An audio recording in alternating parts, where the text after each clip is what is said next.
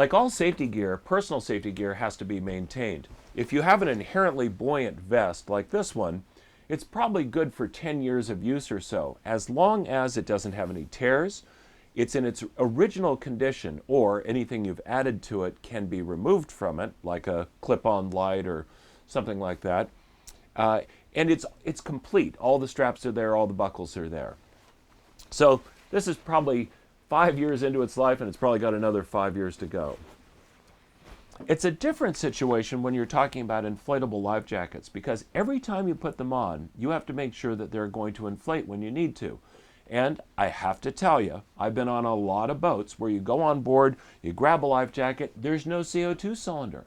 And the reason there's no CO2 cylinder is that it's been borrowed or used or something, and nobody's replaced it. So, before every use, you need to make sure that it's ready to go. Let's take a look, first of all, at an older style that does not have what we call a 1F or a 3F inflator. So this is probably 10 years old. To figure out if it's ready to go, I have to open up the shroud.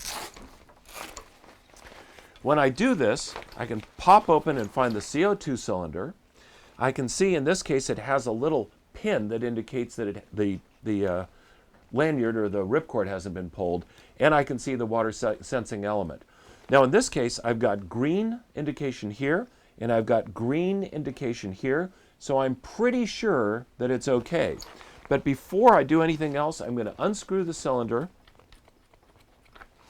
and take a look at the very tip of the cylinder to make sure that it's not pierced.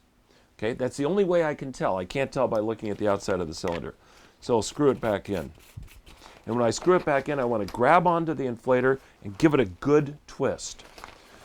Incidentally, like most life jackets, this has a silk screen on the inside of it that tells me that the replacement cylinder is 38 grams and it's got a 3/8 inch neck. Well, as it turns out, this is printed and it tells me it has 38 grams of CO2 cylinder, and it fits, so it has a 3/8 inch neck. So I can fold this back up. These are Tyvek instructions that are inside the shroud of all life jackets. Very handy if you've forgotten how to repack it. And because it's Tyvek, it won't dissolve. Okay, I can roll this over and I'm ready to go.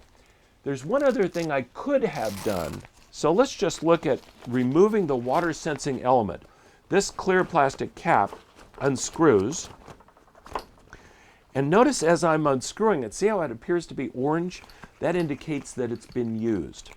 So I can unscrew this cap, and there's the bobbin, or the water sensing element that triggers the CO2 cartridge. Notice how this is yellow? The manufacturer changed from red to yellow about 5 or 10 years ago, and you'll still find life jackets that have the red bobbin. If yours has a red bobbin, replace it. Go to your local marine store, get a little baggie full of the right ones, and replace it. And incidentally, these have a date that tells you when they're to be replaced. Okay, it only fits one way, screw it back in there. Now that's quite a bit of effort to go in there. Frankly, if I were putting this on, I would probably just make sure the CO2 cartridge is right, because this green indication and this green pin pretty much tells me it hasn't been used before, but I would check the CO2. Okay. How about with the new inflators? Well, this is a 1F inflator. And as I said, this allows you to look at one spot on it and see if it's ready to go. And it's a little hard to see on the video, but right here is a green panel. And I can see from across the cockpit that this life jacket is armed and ready to go. This model is also a 1F inflator. It's a little bit harder to see, but there's a green dot right there. And I can just look at it and I can trust that it's ready to go. So with the newer style inflators, you don't have to open up the shroud.